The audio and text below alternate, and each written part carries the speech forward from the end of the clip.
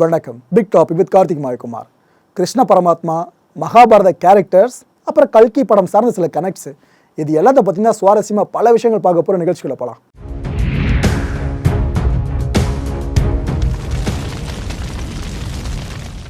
எங்கே திரும்பினாலும் கல்கி 2898 AD படத்தோட வைப்பு தாங்க ஃபுல்லாக. மகாபாரதம் கதையை நல்லா படித்து தெரிஞ்சிருப்பாங்களே அவங்களுக்கா இருக்கட்டும், இந்த கதையை பற்றி லேசாக தெரிஞ்சிருப்பாங்க பாருங்கள். இந்த கர்ணன் கேரக்டரை பற்றி மட்டும், அஸ்வத்தாமா பற்றி மட்டும்னு சொல்லிட்டு இவங்களுக்கு இந்த படம் ரொம்பவே பிடிச்சிருக்கு. அந்தளவுக்கு மேக்கிங் இருக்குது. இந்த ஜென்ரேஷன் மகாபாரதம் பற்றி ஃபுல்லாக பேசுகிறதுக்கு காரணமாக அமைஞ்சிருக்க படம், இதில் டவுட் எல்லாம் ஒத்துக்கலாம், கல்கி படம் தான். அந்தளவுக்கு மகாபாரத கேரக்டர்ஸை படத்துக்குள்ளே இன்புட்ஸாக அவங்க பயன்படுத்தியிருக்காங்க. இந்த படத்தில் கிருஷ்ணரை பார்க்க முடியும், அஸ்வத்தாமா பார்க்க முடியும், கர்ணனை பார்க்க முடியும், அர்ஜுனனை வரைக்கும் பார்க்க முடியும். அப்பேற்பட்ட இந்த கல்கி படத்தை நீங்கள் தியேட்டருக்கு போய் பார்க்க போகிறீங்க அப்படின்னா அதுக்கு முன்னாடி 3 மிக முக்கியமான காணொலி தொகுப்புகள் உங்களுக்கு காட்டுறேன். அதை பார்த்துட்டு நீங்கள் தியேட்டருக்கு போய் படம் பார்க்குறப்ப உங்களுக்கு புரிதல் இன்னும் ஈஸியாக இருக்கும்.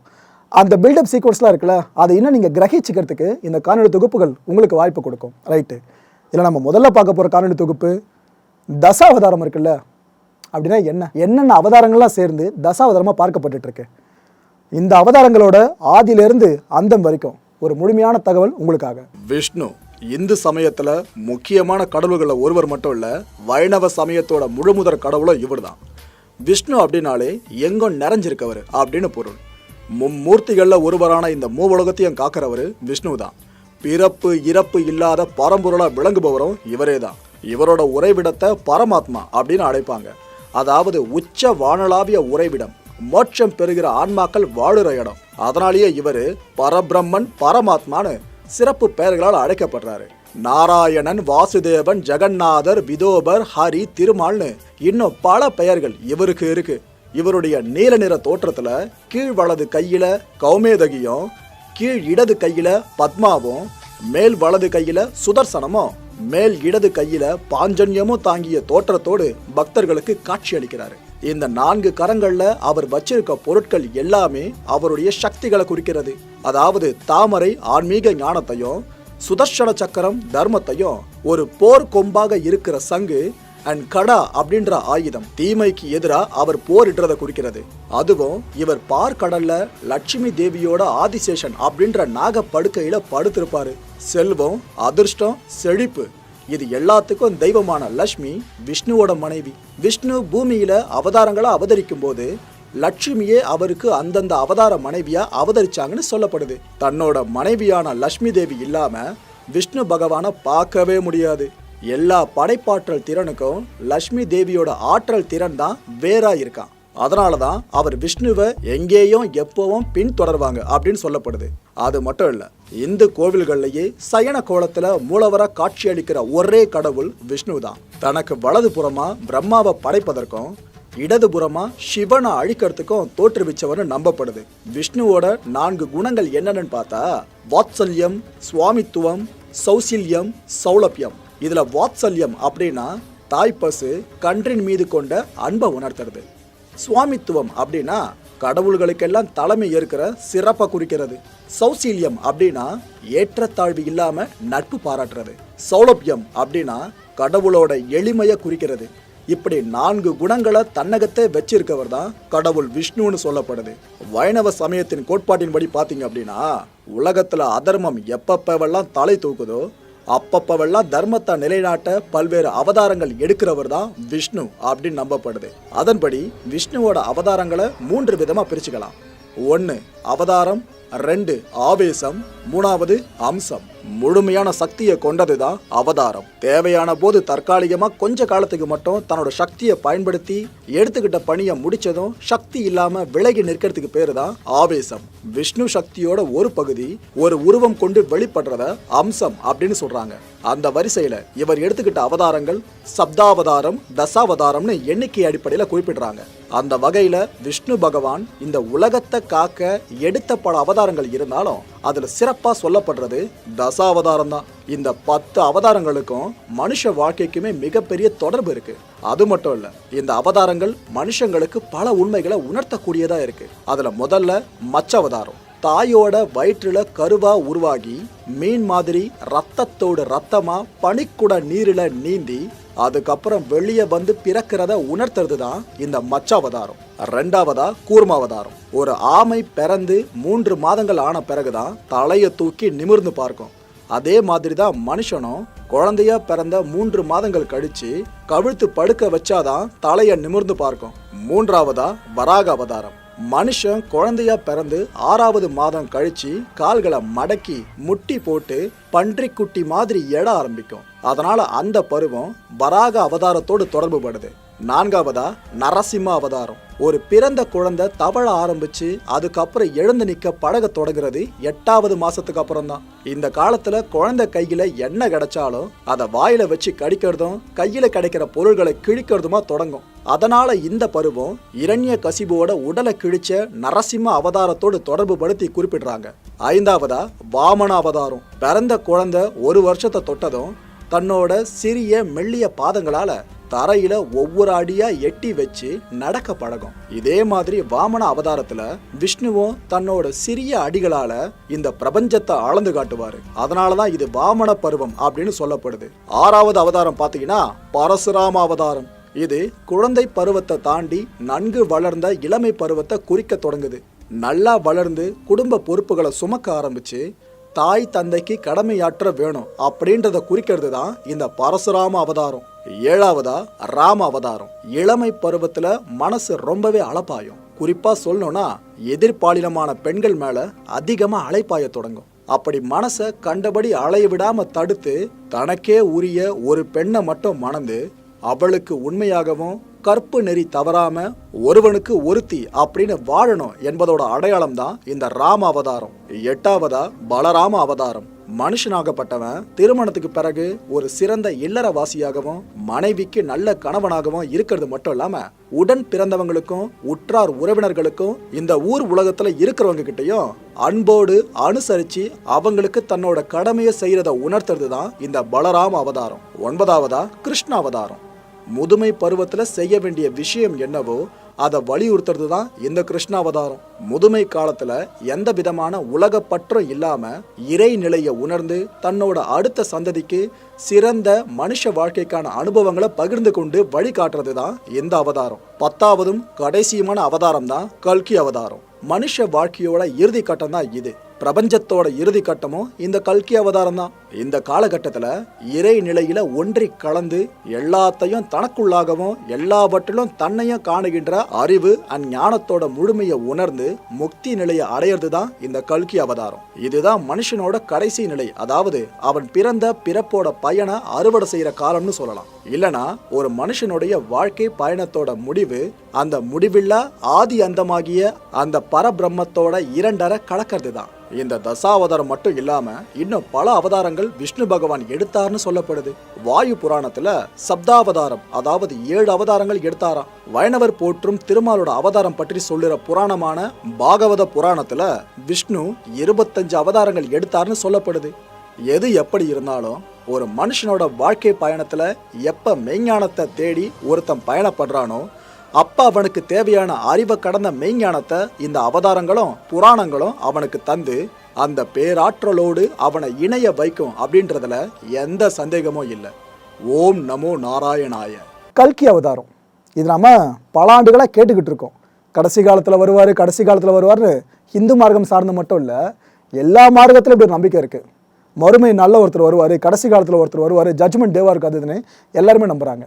ஸோ இங்கே இருக்க மித்தாலஜியை பேஸ் பண்ணி கல்கி அவதாரம்னா என்ன, இதை பேஸ் பண்ணி இந்த கல்கி படம் வந்திருக்கு அப்படின்னா இதுக்கான கனெக்ட் என்ன, இதை பற்றி இப்போ ஃபுல்லாக பாருங்கள்.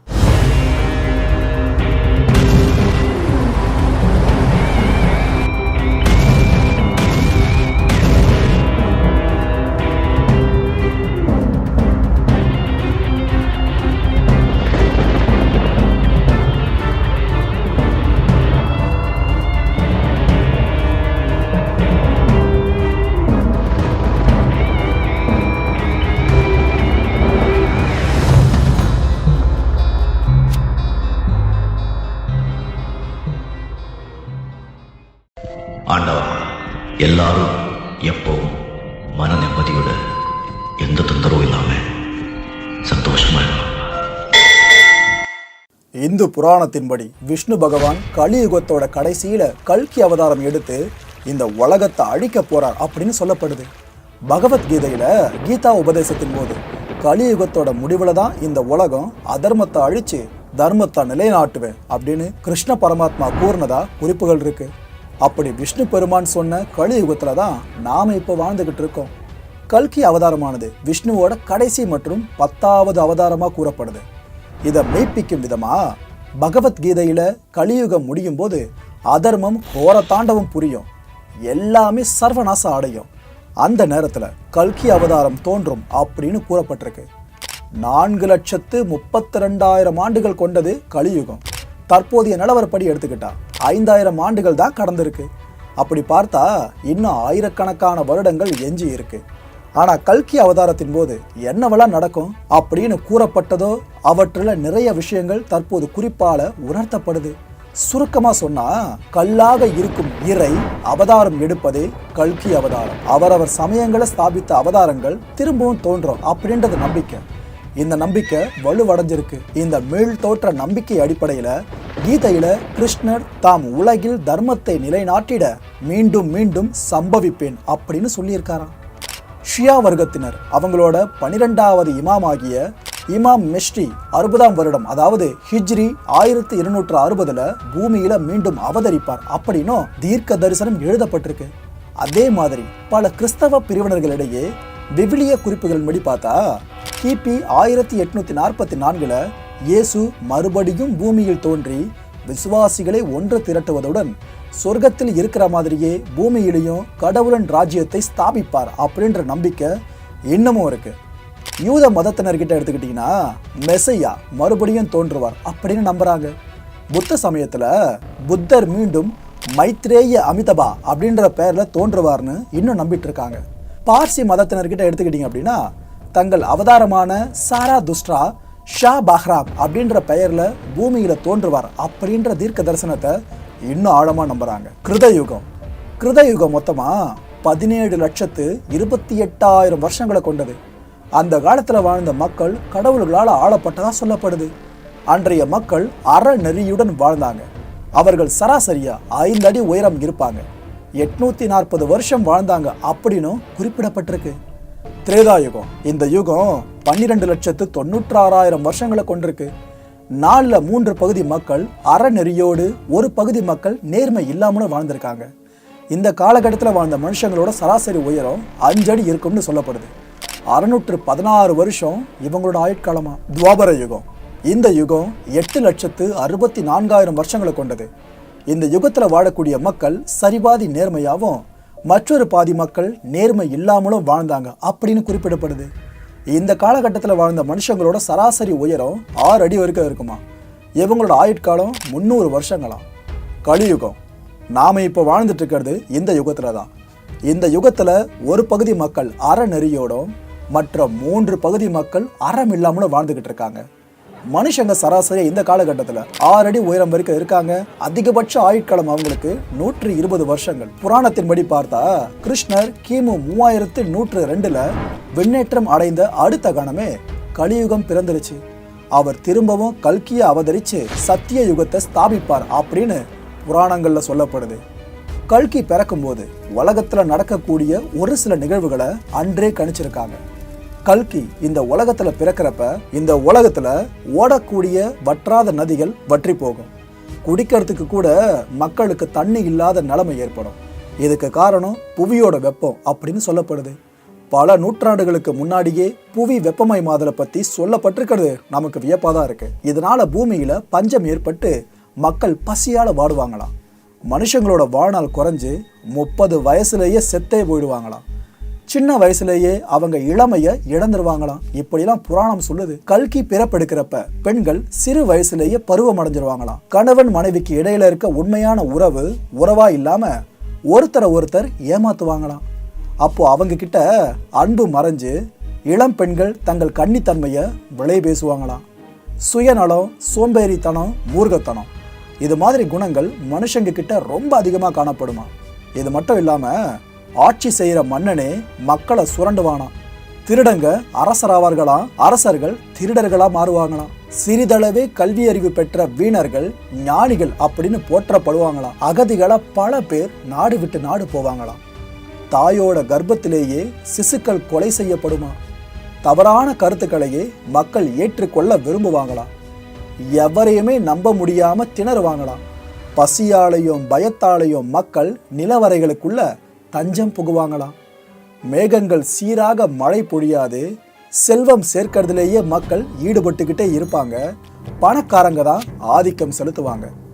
இதெல்லாம் நடக்கிறப்ப முக்கடல் சங்கமிக்கிற இடத்துல விஷ்ணு தனது கல்கி அவதாரத்தை எடுப்பார்னு சொல்லப்படுது.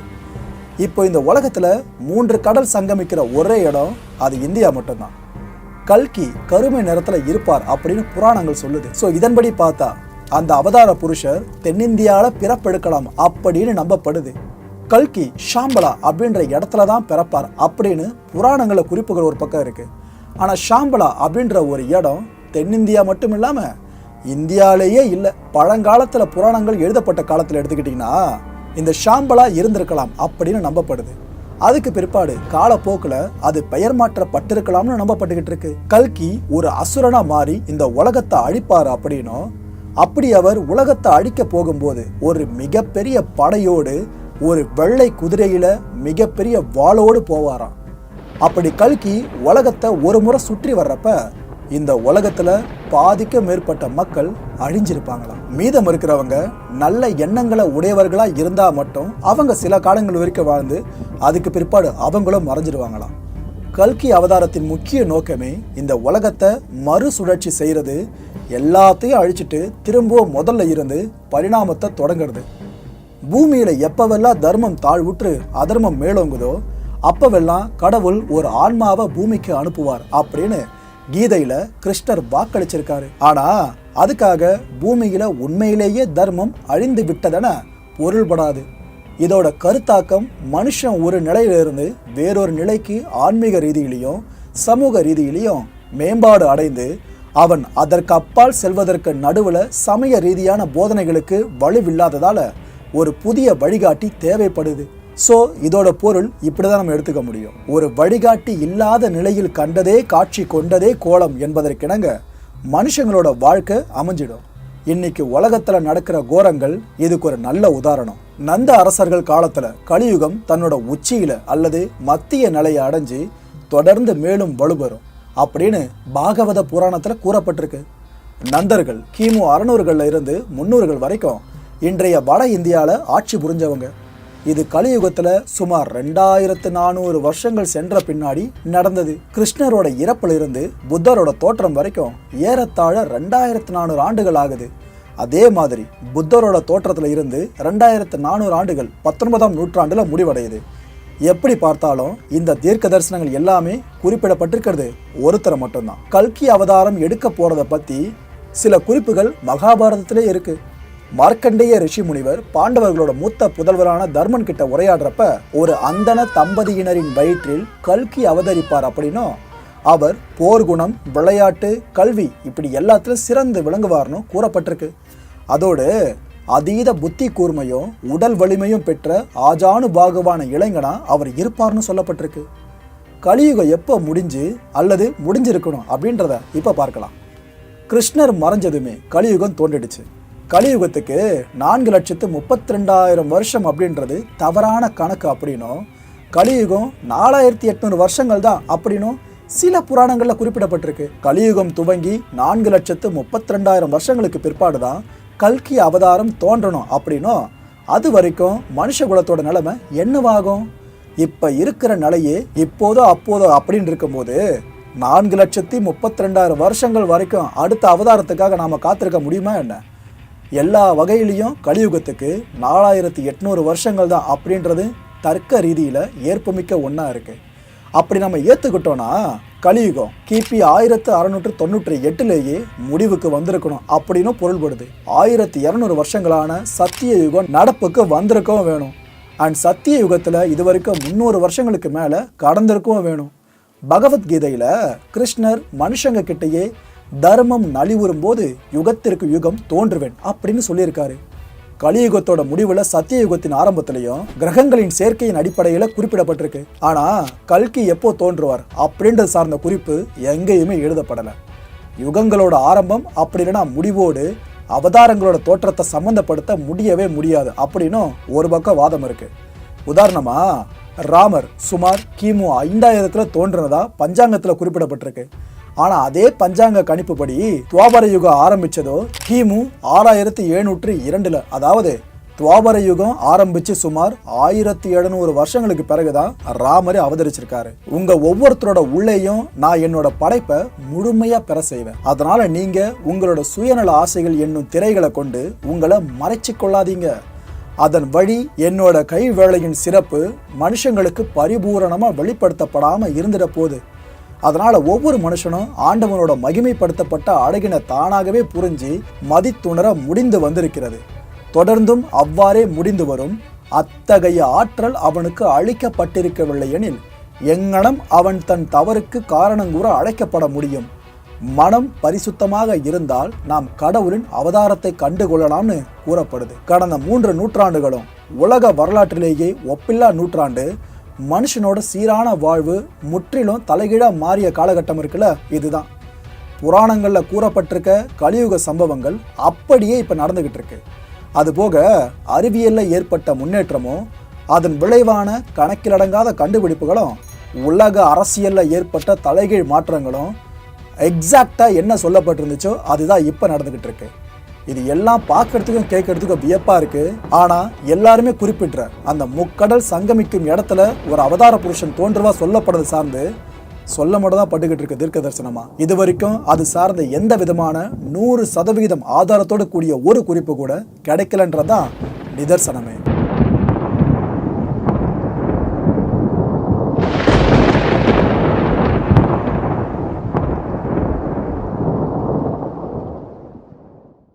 மூணாவது காணொலி தொகுப்பு கிருஷ்ணர் பக்தர்களுக்கும் கிருஷ்ணர் மீதான அபிமானம் அதிகமாக கொண்டவர்களுக்கும் பிடிச்ச ஒரு தொகுப்பாக இருக்கும்னு நினைக்கிறேன்.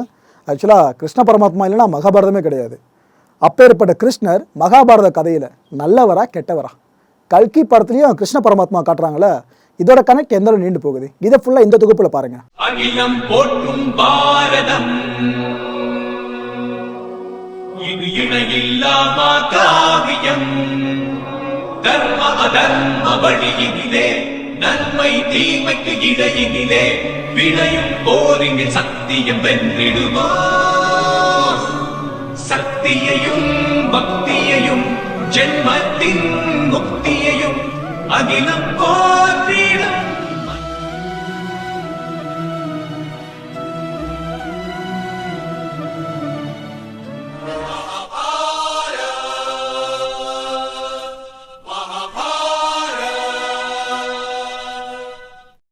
ஹிந்து சமய நூல்கள்ல பகவான் கிருஷ்ணரோட வாழ்க்கை 3 கட்டங்களா குறிப்பிடப்பட்டிருக்கு. ஆரம்ப கால வாழ்க்கை, குடும்ப வாழ்க்கை மற்றும் பொது வாழ்க்கை அப்படின்னு 3.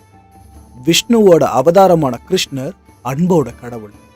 கிருஷ்ணரோட ஆரம்ப கால வாழ்க்கை வியாசரால எழுதப்பட்ட ஸ்ரீமத் பாகவதம் அப்படின்ற படைப்புல விரிவா சொல்லப்பட்டிருக்கு. உலகத்தை தீமையில இருந்து காப்பாத்துற பணியில ஈடுபட்டிருக்கிறது அதுல சொல்லப்பட்டிருக்கு. மகாபாரதம் கௌரவர்கள் அண்ட் பாண்டவர்களோட கதையை சொல்ற ஒரு காவியமா இருந்தாலும் கிருஷ்ணர் அதுல முக்கியமான பாத்திரமா இருக்காரு. மகாபாரதத்துல கிருஷ்ணர் தேவகியோட மகனா விவரிக்கப்படுறாரு.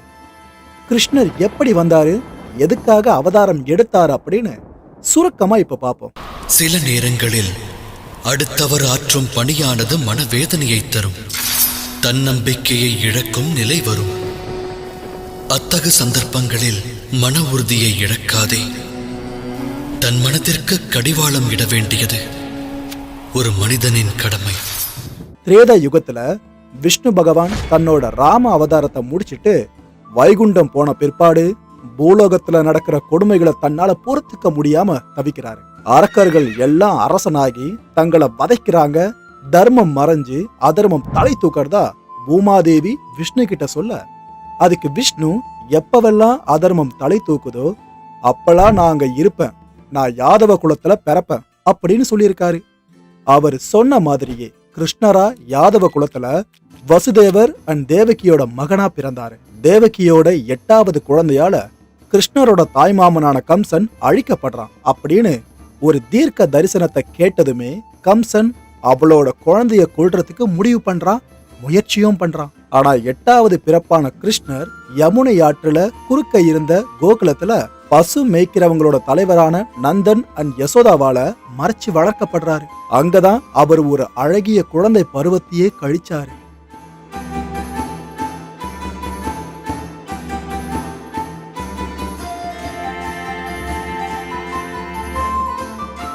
கருமையான நிறம், வசீகரம், விளையாட்டுத்தனம், இசை, நடனம்னு கோபியர்கள் புடைசூழ வலம் வந்தாரு கிருஷ்ணர்.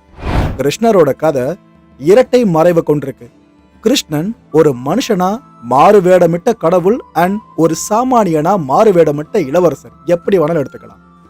நண்பன், தத்துவ ஞானி, வழிகாட்டி, இந்த 3 வார்த்தைகள் மகாபாரதத்துல அவரை பிரதிபலிக்குது. திரௌபதி மற்றும் பாண்டவர்களுக்கு நல்ல நண்பனாகவும், அர்ஜுனனுக்கு நல்ல வழிகாட்டியாகவும், மற்றவங்களுக்கு அறிவுரை வழங்கும் போது தத்துவ ஞானியாவும் சித்தரிக்கப்படுறாரு.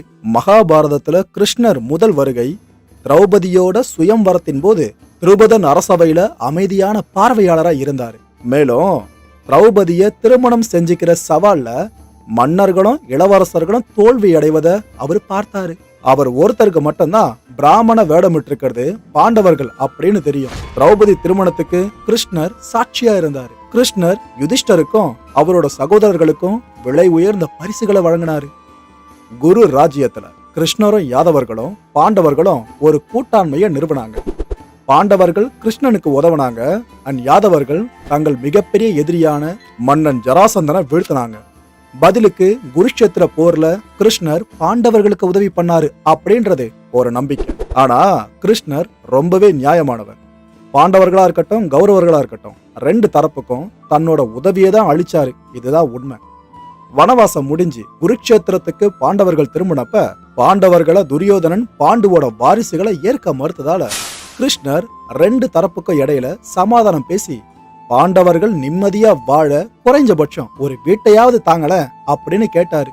ஆரம்பத்திலேயே கிருஷ்ணர் போற தடுத்தாரு. அவரு ரொம்ப பொறுமையானவர் அப்படின்றதுக்கு உதாரணம் இந்த நிகழ்வு.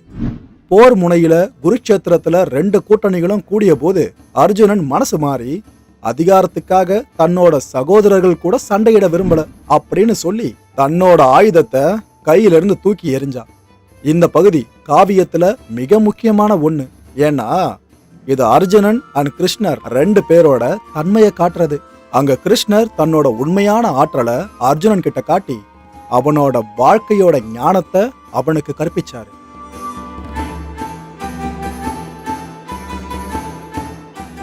ஸ்ரீ கிருஷ்ணர் பாண்டவர்களுக்கான தூதரா அனுப்பப்பட்டாரு. கிருஷ்ணர் கௌரவர்களோட அவைக்கு வந்தபோது துரியோதனனோட விருப்பத்துக்கு மாறா பீஷ்மர் மற்றும் திருதராஷ்டிரரின் உத்தரவின் பேர்ல வரவேற்புக்கான அற்புதமான ஏற்பாடுகள் செய்யப்பட்டுச்சு. மண்டபத்துல ஸ்ரீ கிருஷ்ணர் நுழைஞ்சதுமே துரியோதனனை தவிர எல்லாருமே எழுந்து நின்னாங்க. அதுக்கு பிறகு கிருஷ்ணர் நான் எந்த நோக்கத்துக்காக வந்திருக்கேன் அப்படின்றத இங்க இருக்க எல்லா அறிவாளிகளுக்கும் தெரியும், நான் ஏதாவது சொல்லணுமா என்ன அப்படின்னு கேட்டாரு. துரோணர், பீஷ்மர், விதுரர் மற்றும் ஞானிகள் எல்லாருமே பேச ஆரம்பிச்சாங்க. நீங்க வந்திருக்க பெருமைக்குரிய நோக்கத்தை நாங்க அறிவோம்.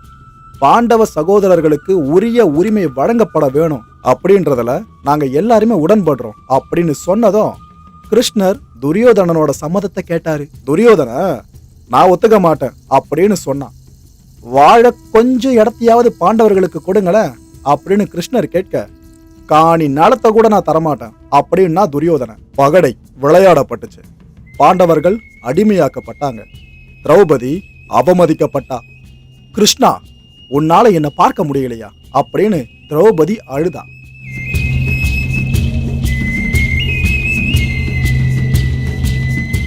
கிருஷ்ணர் அவளோட மானத்தை காத்தாரு. பகடை விளையாட்டுல திரௌபதி துயில் உரியப்பட்டு வேதனையில இருக்கும்போது பெண் குலத்துக்கு எதிராக நடக்கும் அநீதியை கண்டிக்கிற விதமா கிருஷ்ணர் கூறும் உபதேசம், வணங்க வேண்டிய பெண் குலத்துக்கு மனித சமுதாயம் எப்பவுமே துன்பத்தையும் அநியாயத்தையும் அநீதியையும் தான் இழைக்குது.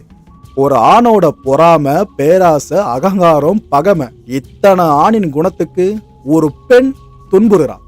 ஒரு யுத்தத்துல மாவீரன் வெல்வான், ஆனா தோற்றவன் நகரத்து பெண்களோட கௌரவம் சூறையாடப்படும். ஆண் அப்படின்றவன் ஆணவம் கொண்டு சூது விளையாடி தன்னோட எல்லாத்தையும் இழந்து நிற்கும் வேளையில அவதிப்படுறது பெண் தான். ஆணோட அகங்காரம் உச்சத்தை அடையும் போது பெண்களோட சுதந்திரம் பறிக்கப்படுறதும் அவங்க ஒடுக்கப்படுறதும் ஏன் எல்லாத்தையுமே இழந்த தன்னோட வாழ்வுல தோற்று உயிர் மாண்ட பிறகு தனது குழந்தையோட பசிய தீர்க்க தாயானவ தன்னோட வாழ்வுல போராடுறா. இந்த உலகத்துல இருக்க துன்பங்கள் எல்லாத்தையும் கணக்கிட்டா அதுல பெண்களோட துயரே அதிகம். ஆண்களால அவங்க எத்தனை துயர் அனுபவிக்கிறாங்க. ஏன் மனுஷனோட ஒரு இனம் மற்ற இனத்தை ஒவ்வொரு முறையும் துன்புறுத்துது. ஒரு பெண்ணானவ வருங்காலத்திற்கு வித்துடுறா. ஒளி பொருந்திய அவளை போற்றாம அவளோட ஒளிய அழிச்சு அவளை அவல நிலைக்கு தள்ளி துன்புற செய்யறது ஏன்? நினைவுல வச்சுக்குங்க, இனி பெண் குலம் அவமானப்படும் போதெல்லாம், அவ துயர்ல மூழ்கும் போதெல்லாம், அவளோட அலங்கரிச்ச கூந்தல் இழுக்கப்படும் போதெல்லாம் அவகிட்ட இருந்து வர கண்ணீர் கடலை விட ஆழமானது அப்படின்றத நிரூபிக்கும். இதுக்கப்புறம் அதனால வர்ற எதிர் விளைவுகள் இருக்குல்ல, அதை பத்தியும் சிந்திங்க அப்படின்னு கிருஷ்ணர் எச்சரிக்கிறாரு.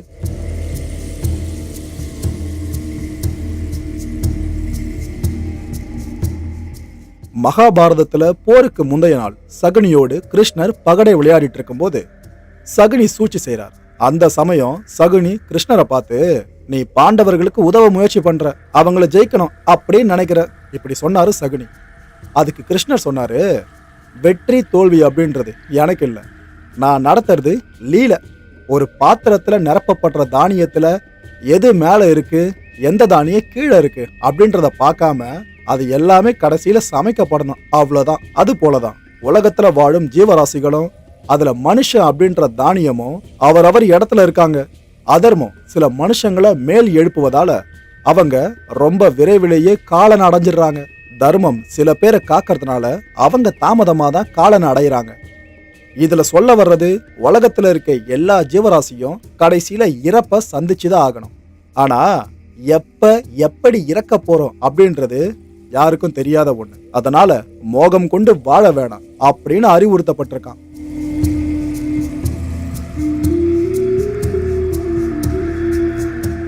மகாபாரத போர்ல கிருஷ்ணர் அர்ஜுனருக்கு தேரோட்டியா செயல்பட்டார். அவர் ஒரு சிறந்த ஆலோசகரா இருந்ததால போர்கள்ல விளைவுகள் மோசமானதா இருந்துச்சு. போர் 18 நாட்கள் நீடிச்சது.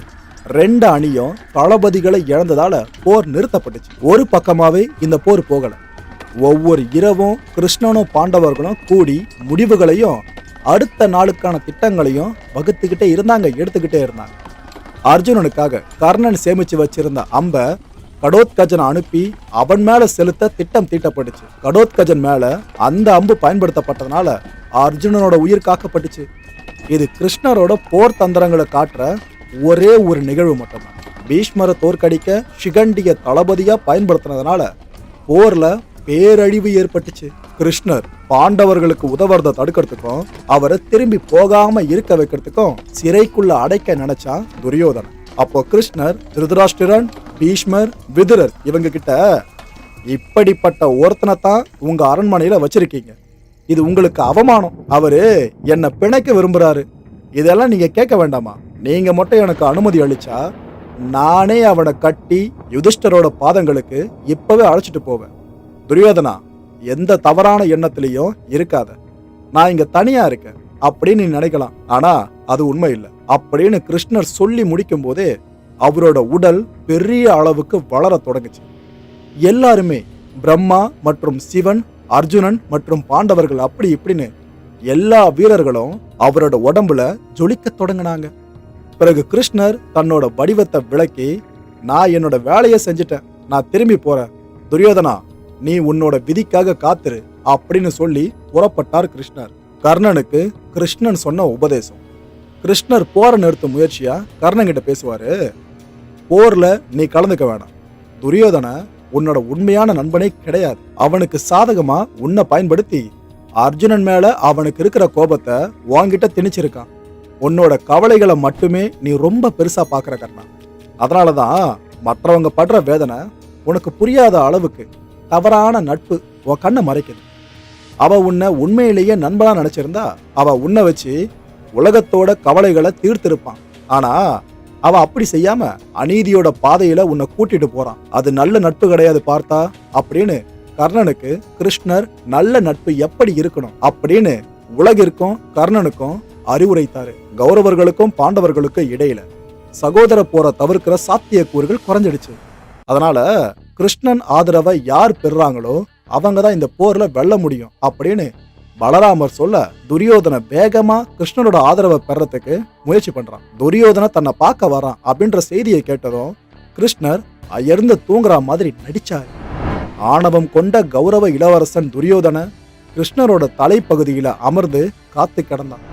இதற்கிடையில பாண்டவ இளவரசன் அர்ஜுனனும் அதே நோக்கத்துக்காக கிருஷ்ணரை சந்திக்க வந்திருந்தான். கிருஷ்ணர் அயர்ந்து தூங்குறத பார்த்த துரியோதன தலைப்பகுதியில் அமர்ந்திருக்கிறதையும் கண்டு ரொம்ப பணிவோடு கிருஷ்ணரோட காலடியில மண்டியிட்டு அவர் எழுந்திருக்கிற வரைக்கும் காத்திருந்தான். கிருஷ்ணர் முதல்ல யாரை பார்க்கிறாரோ அவங்க எதை வேண்டாங்களோ அதை தந்துடுவாரு. நிகழ்த்தப்பட்ட நாடகம் மற்றும் நோக்கம் நிறைவேறுச்சு. கிருஷ்ணர் தூக்கத்துல இருந்து எழுந்தா மாதிரி நடிச்சு முதல்ல அவரோட காலடியில இருந்த அர்ஜுனனை பார்த்தாரு. இதுக்கு பிற்பாடுதான் தலைப்பகுதியில அமர்ந்திருந்த துரியோதனனை பார்த்தாரு. அர்ஜுனா, உனக்கு என்ன வேணும் அப்படின்னு கிருஷ்ணர் கேட்டதும், முதல்ல வந்தவன் நான், என்கிட்ட முதல்ல கேட்காம அவங்கிட்ட கேக்குறீங்க அப்படின்னு துரியோதன கிருஷ்ணர் கிட்ட கோபமா கேட்டான். முதல்ல வந்தாலும் நான் முதல்ல பார்த்தது அர்ஜுனனை தான். வேண்டுதலை வேண்டி வருபவன் பணிவுடன் தான் இருக்கணுமே தவிர அகங்காரத்தோடு இருக்கக்கூடாது. யாசகம் பெறுபவரோட கரம் கீழே இருக்கணுமே தவிர மேல இருக்கக்கூடாது. அதை அழிக்கிறவங்க கைதான் எப்பவுமே மேல இருக்கணும். அவன் தலையில அமரக்கூடாது, பணிவோடு இருக்கணும் அப்படின்னு கிருஷ்ணர் துரியோதனனை கண்டிச்சார். கிருஷ்ணர் ஒரு இக்கட்டுல சிக்கி இருக்க மாதிரி தன்னை காமிச்சுக்கிட்டார். ஏன்னா இந்த 2 பேர்ல யாருக்கு ஆதரவு அளிக்கிறதுன்னு அவருக்கு இன்னும் பிடிபடல. ஒருவர் தன்னோட முழு பலம் பொருந்திய நாராயண சேனையை தேர்வு செய்யலாம், மற்றவர் கிருஷ்ணரை மட்டும் தேர்வு செய்யலாம். எந்த ஆயுதத்தையும் கிருஷ்ணர் ஏந்த மாட்டார். இப்படி ஒரு ஆப்ஷன் கொடுக்கப்பட்டதும் துரியோதனன் என்ன பண்றான், நாராயண படைய தேர்வு பண்ணிடுறான். அர்ஜுனன் கூப்பிய கைகளோடு கிருஷ்ணரை தன் பக்கம் இருக்க விரும்புறதா சொன்னான். மேலும் போர்ல தன்னோட தேரோட்டியா இருக்கணும் அப்படின்னு கேட்டுக்கிட்டான். இப்படிதான் குருக்ஷேத்திரத்துல கிருஷ்ணர் பங்கேற்றாரு. அவர் அர்ஜுனனோடு இருந்ததால மட்டும்தான் அர்ஜுனனோட உயிர் காக்கப்பட்டுச்சு. கௌரவர்கள் கிட்ட கிருஷ்ணனோட படை இருந்தாலும் அதை இயக்கிறதுக்கு சரியான தலைமை இல்லாததுனால அவங்க தோற்கடிக்கப்பட்டாங்க. அர்ஜுனன் பல பேரிடர்களிலிருந்து காப்பாற்றப்பட்டான். கர்ணன் அஸ்திரத்தை எய்தும் போதும் கிருஷ்ணர் தேர பூமியில அழுத்தி சில அங்குலங்கள் கீழே இறங்க செஞ்சார். அதனால கர்ணனோட அம்பு அர்ஜுனனோட தலைக்கு மேல போயிடுச்சு. அவனோட கிரீடத்தை மட்டும் தொலைச்சது. இறுதியில அர்ஜுனனோட தலை தப்புச்சு. போர் முடிஞ்ச பிற்பாடு ஸ்ரீகிருஷ்ணர் அர்ஜுனன் கிட்ட, உன்னோட பணி முடிஞ்சிருச்சு, இப்ப நீ முதல்ல தேர்ல இருந்து கீழே இறங்கு அப்படின்னு சொன்னாரு. பொதுவா தேர் ஓட்டுறவங்க முதல்ல இறங்குவாங்க, பயணிய முதல்ல இறங்க சொல்லவே மாட்டாங்க. ஆனா இங்க தேர் ஓட்டுறவர், அதாவது கிருஷ்ணர், நீ முதல்ல இறங்கு அப்படின்றாரு. என்ன விஷயம் அப்படின்னு புரியாம அர்ஜுனன் குழம்பி போறான். சரி, கிருஷ்ணரே சொல்றாருன்னு அவன் இறங்கிட்டான். அப்போ ஸ்ரீகிருஷ்ணரும் தேர்ல இருந்து இறங்கினதுமே குதிரைகளோடு தேர் முழுவதுமா தீ பிடிச்சு எரிஞ்சு சாம்பலாச்சு. அர்ஜுன, இது என்ன அதிசயம் கிருஷ்ணா அப்படின்னு கேக்குறான். துரோணர் அண்ட் கர்ணனோட அஸ்திரங்கள் அந்த நேரத்துல உன்னோட ரதத்தை எரிச்சிருக்கும், ஆனா நான் அங்க அமர்ந்திருந்ததுனால அதை அப்படியே எரிய விடாம பாத்துக்கிட்டு இருந்தேன். இப்போ நான் இறங்கிட்டேன், அதனாலதான் அதோட வேலையை காட்டுது அப்படின்னு கிருஷ்ண பரமாத்மா சொல்றாரு. கிருஷ்ணனோட கூற்றுப்படி மகாபாரத போர் ஏன் தேவைப்பட்டுச்சு? கிருஷ்ணர் தன்னோட சுதர்சன சக்கரத்தை பயன்படுத்தி தீய மனம் கொண்டவங்களோட தலைகளை துண்டிச்சிருக்கலாம். ஆனா அவர் ஏன் அதை செய்யல? செயலால நாம என்ன பெற்றிருப்போம்? தீமையும் நன்மையும் சம நிலையில இருக்கும்போது கடவுள் தீயவர்களை கொன்னு நல்லவர்களை காக்குறாரு. விஷ்ணு தன்னோட அவதாரங்கள்ல ஒன்னை எடுத்து தீமைக்கும் நன்மைக்கும் இடையில நடக்கிற சண்டைக்கு தலைவரா இருப்பாரு. மகாபாரதத்துல யாரும் தீயவர் அப்படின்னும் நல்லவர் அப்படின்னும் குறிப்பிடப்படவே இல்லை. கவனிச்சிங்களா? பாண்டவர்களை நல்ல மனுஷங்க அப்படின்னும் கௌரவர்களை கெட்டவங்க அப்படின்னும் நாம அடிக்கடி தப்பா நினைச்சுக்கிறோம். ஆனா ஒவ்வொரு கதாபாத்திரத்தையும் கூர்ந்து கவனிச்சாதான் அவங்க எல்லாருமே ஏற்றுக்கொள்ள முடியாத தப்புகளை செஞ்சிருக்காங்க. நல்லது கெட்டது இதுக்கு இடையில 2 சண்டை, இந்த 2 தரப்புக்கும் சண்டை ஈடுறதுல அவங்களோட மீட்பு இருந்துச்சு. இது பாண்டவரோட கடந்த கால தவறுகள்ல இருந்து மீட்கப்பட்டுச்சு. பீஷ்மரும் துரோணரும் தங்களோட வாழ்நாள் முழுக்க தர்மத்துக்காக ஏங்கிக் கொண்டிருக்கையில போற வழியில அவங்க செய்யற தவறுகளை அறியாமே இருந்தாங்க. ஒரு தீய செயலை கண்டு அதை பத்தி எதுவுமே செய்யாம இருக்கிறது தான் மகா பாவமா, மகா தவறா. கிருஷ்ணர் நீதிய ஒரு மரத்தோடு ஒப்பிடுறாரு. மரத்தோட கிளைகள் ஒழுக்கங்கள், நம்பிக்கைகள் மற்றும் வாக்குறுதிகள் இப்படி பார்க்கணும். அதோட வேர்கள் இரக்கமா பார்க்கப்படுது. ஒரு மரத்துக்கு அதோட கிளைகள் எவ்வளவு தேவையோ அது வாழ வேர்குணம் அவசியம். மானுட சமுதாயம் துன்பத்தை அனுபவிச்சு வருது. சிலர் சொந்த கவலைகள் அண்ட் வாக்குறுதிகள்ல நிலையா இருக்காங்க. ஆனா அந்த வாக்குறுதிகள் ஒருத்தரோட வாழ்க்கைய வேதனைப்படுத்தக்கூடாது. அத்தகைய வாக்குறுதிகளை நிறைவேற்றதை விட மீறுறது நல்லது. இப்படிப்பட்ட பிடிவாதம் ஒருத்தனை ஒழுக்க கேடானவனா மாற்றுறது மட்டும் இல்லாம அநீதி இழைச்சவனுக்கு சமமானதாகவும் ஆக்கும். எப்போதெல்லாம் ஒரு நபர் தன்னோட சொந்த உரிமையில நிற்கின்றானோ அப்போதெல்லாம் நீதியோட தராசுகளை உயர்த்த கிருஷ்ணர் பிறப்பார் அப்படின்னு விளக்குறாரு. யுதிஷ்டிரன் பீமனின் பலத்தாலையும் அர்ஜுனனோட சாமர்த்தியத்தினாலையும் நீங்க வெற்றி பெற்றதுல நான் மகிழ்ச்சி அடைறேன் அப்படின்னு கிருஷ்ணர் கூற, அதுக்கு யுதிஷ்டர் சொல்றாரு, கிருஷ்ணா இப்படி சொல்லாத, உன்னோட அருள் இருந்தது, உன்னோட அருள் தான் எங்களை இந்த பெருமை நிலைக்கு கொண்டு வந்து சேர்த்துச்சு அப்படின்னு சொல்லி அழுதார். வீரன் கண்களில் இருந்து வரும் ஒவ்வொரு கண்ணீருமே வீர துளிகள் தான். இந்த வீர துளிகள் பிறப்பெடுக்க காரணமே கிருஷ்ண பரமாத்மா தான். ஒன்றை உணர்ந்தால் நன்மை விளையும். நடக்கவிருப்பதை கணிக்க இயலாது. நடக்கப் போவதை உருவாக்கவும் முடியாது. நடப்பதனைத்தும் இனிமையானதென்று மகிழ்ச்சி கொண்ட மனதோடு வாழ்ந்து வருங்காலத்தை எதிர்கொள்ளலாம். நிகழ்வது முன்னரே நமக்கு தெரிந்தால் பின் வாழ்வில் சுவாரஸ்யம் ஏது? சிந்தித்து செயலாற்றுங்கள்.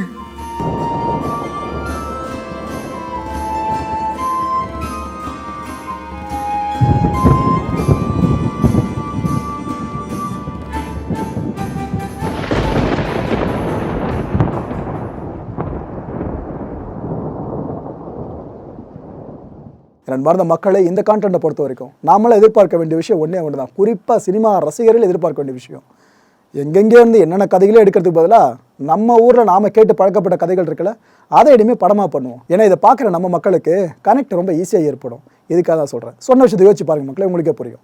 அடுத்த நிகழ்ச்சியை சந்திக்கலாம். நன்றி, வணக்கம். வணக்கம் மாயம் ஸ்டுடியோஸ் நண்பர்களே. மாயம் ட்ரெண்ட்ஸ் அப்படின்ற ஒரு புதிய ஃபேஸ்புக் பேஜை ஓப்பன் பண்ணியிருக்கோம். நீங்கள் யூடியூப்பில் பார்த்துட்டு இருக்கீங்களா நம்மளோட கான்டென்ட்ஸ்லாம், இதெல்லாம் விட ஒரு படி மேலே ரொம்ப கிறிஸ்பாவும் ரொம்ப சூப்பராகவும் நிறைய கான்டென்ட்ஸ் உங்களுக்கு இந்த பேஜில் காத்துட்டு இருக்குங்க. ஸோ உடனடியாக ஃபேஸ்புக் பிளாட்ஃபார்ம் போங்க, மாயம் ட்ரெண்ட்ஸ்னு டைப் பண்ணி சர்ச் பண்ணி நம்ம பேஜை ஃபாலோ பண்ணுங்க.